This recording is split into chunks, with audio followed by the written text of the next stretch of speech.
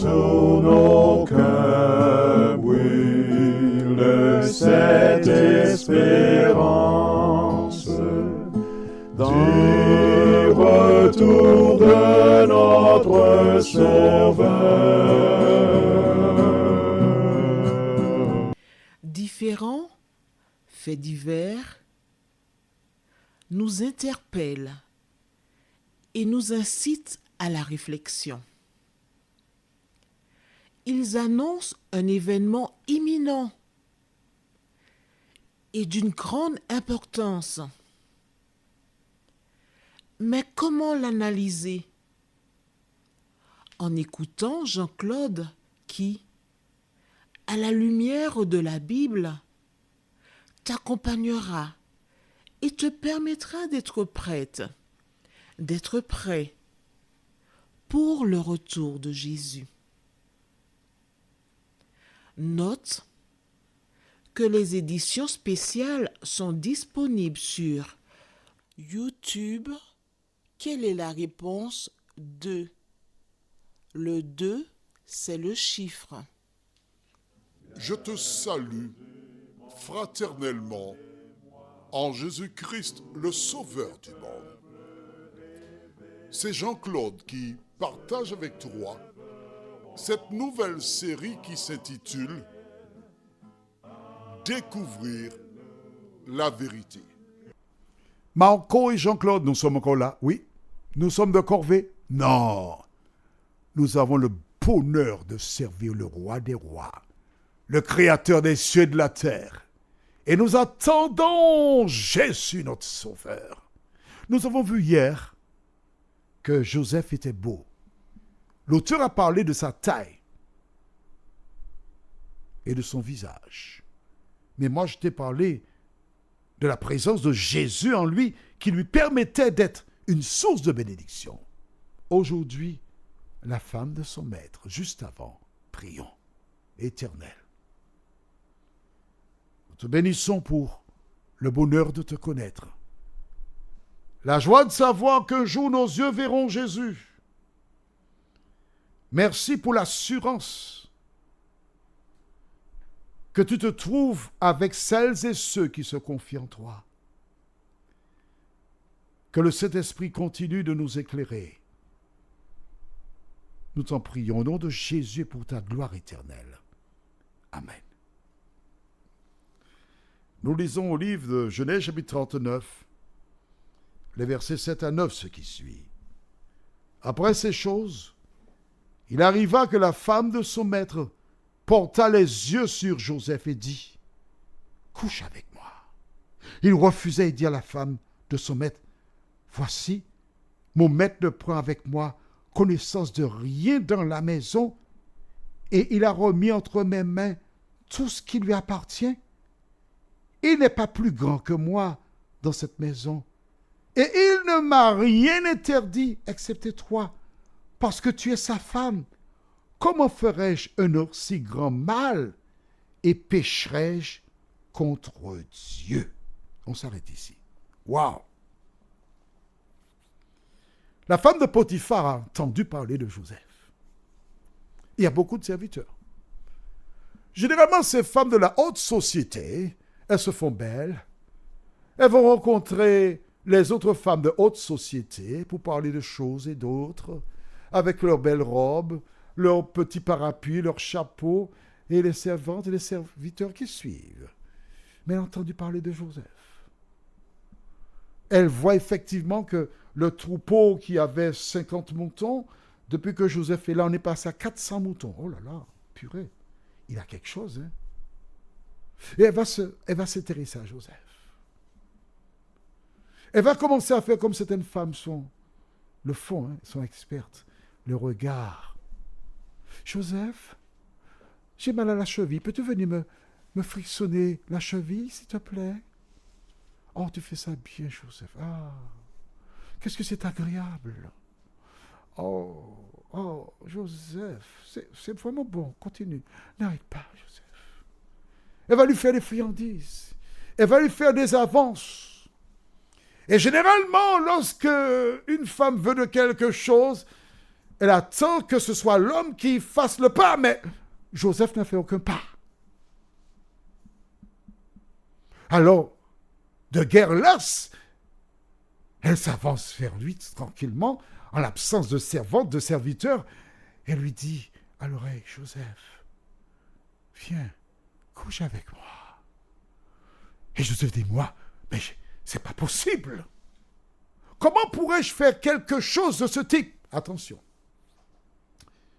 Voici un garçon qui en manque d'affection. On parle de psychologie là maintenant, d'accord? Il n'a pas de maman, elle est décédée. Il a été vendu par ses frères. Et si tu connais la pyramide de Maslow, c'est M. Maslow qui a invité cela. M. Maslow, c'est M-A-S-L-O-W. Tu as écrit M-A-S-L-O-W. Une pyramide, il explique que le premier besoin des humains, besoin physiologique, boire, manger, aller à la selle, uriner, faire l'amour. C'est un besoin physiologique, le corps. Le deuxième, c'est la sécurité. Avoir un toit, un emploi, savoir qu'on est la sécurité. Le troisième, c'est donner, recevoir de l'affection. Joseph n'a pas ça. Il en a besoin. Et voici une belle femme, parce que la femme de Potiphar, c'est pas une femme laide. Hein. Tu penses bien, le chef des gardes. Ah non, c'est toujours de belles femmes que ces hommes-là vont chercher. Couchez avec moi. Et Joseph va énoncer quelque chose qui m'a interpellé. Prends ta Bible avec moi et on va faire marche arrière. On ira dans le livre de Genèse toujours, puisqu'on est toujours dans Genèse, au chapitre 4. J'attends que tu aies trouvé. C'est pour la deuxième fois que nous voyons ce verset-là dans la Bible. Genèse 4. J'aime quand on cherche et on lit ensemble, toi et moi. Genèse 4, et nous lisons le verset 7. Lisons verset 6 et 7, c'est Dieu qui parle. Et l'Éternel dit à Caïn, « Pourquoi es-tu irrité? Et pourquoi ton visage est-il abattu? Certainement, si tu agis bien, tu relèveras ton visage. Et si tu agis mal, le péché se couche à la porte et ses désirs se portent vers toi, mais toi domines sur lui. » Vois-tu, Caïn, le fils de Ève et Adam, dès la création du monde, le mot péché fait son apparition. Qu'est-ce que le péché? Écrit dans le cahier de 300 pages, 1 Jean 3, verset 4. Je t'attends, fais vite. Alors, 1 Jean 3, verset 4. 1 Jean 3, verset 4 déclare « Quiconque pêche transgresse la loi, et le péché est la transgression de la loi. » Maintenant, si tu vas dans Genèse 2, verset 15 à 17, Dieu avait dit à Ève et Adam, « Le jour où tu en mangeras, tu mourras. » La mort, qu'est-ce donc? Romains 6, 23, marque ça dans le cahier aussi. Mais si, Romains 6, verset 23. « Car le salaire du péché, c'est la mort. Mais le don gratuit de Dieu, c'est la vie éternelle en Jésus-Christ. Et c'est ainsi que nous sommes sauvés. » Donc, la mort, c'est le salaire du péché. Le péché, c'est la transgression de la loi. Et nous voyons que Caïn avait déjà violé. Il avait péché. Dieu l'a dit. Et maintenant, Joseph, qu'est-ce qu'il dit à cette femme? « Comment ferais-je un aussi grand mal? Et pécherais-je contre Dieu? » Vois-tu, donc, depuis Caïn, on savait que violer la loi de Dieu, c'est le péché. Et voici Joseph qui dit à ses femmes, non, je ne peux pas te toucher, parce qu'en le faisant, je vais pécher et je ne veux pas pécher. Et c'est parce que je ne pêche pas que l'Éternel est avec moi. Et c'est parce que je ne pêche pas que l'Éternel a béni cette maison. C'est parce que je suis avec l'Éternel que la bénédiction se trouve sur cette maison. Et si je flanche, il n'y aura pas de bénédiction. Quel bel exemple. Toi et moi et toi, comme tu veux le mettre, nous avons été souvent trompés par l'ennemi. Mais l'Éternel nous dit, à toi et à moi, si tu veux que je sois avec toi, si tu veux que je te bénisse, je t'ai fait grâce parce que nous sommes sauvés par grâce. Et comme Jésus a dit à cette femme surprise en flagrant délit d'adultère, il lui a dit, moi non plus je ne te condamne pas. Va et ne pêche plus. Nous avons donc la démonstration que Dieu ne prend pas plaisir au péché. Mais au risque de me répéter, ces causeries n'ont pas pour objectif de te détruire, mais de te dire que tout ce que Dieu demande, c'est que tu le prennes pour berger. Tout ce que Dieu demande, c'est que tu appliques la parole dans ta vie. Le veux-tu? Tout ce que tu as fait, là où tu te trouves, c'est de dire, Seigneur, je reconnais que j'ai erré, mais je voudrais que tu me transformes. Et Jésus le fera. Prions. Notre Seigneur et notre Dieu, nous te remercions pour la parole, car depuis Caïn, en passant par Joseph, puis Jésus qui s'adresse à la femme surprise en flagrant délit d'adultère, nous découvrons que tu nous demandes de fuir le péché. Merci Seigneur pour la parole.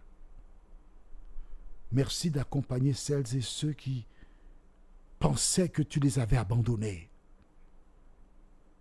Ouvre-leur les yeux et fais-nous du bien, nous t'en prions.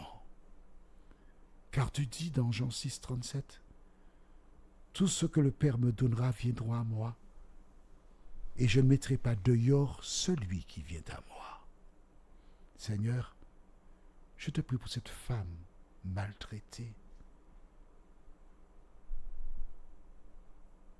qui est obligée de se prostituer. Je te prie pour toutes ces personnes qui passent par des moments très difficiles.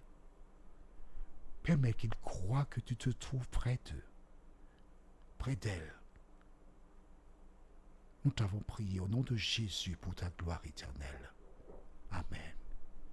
Que l'Éternel continue son œuvre en toi. Et à très bientôt.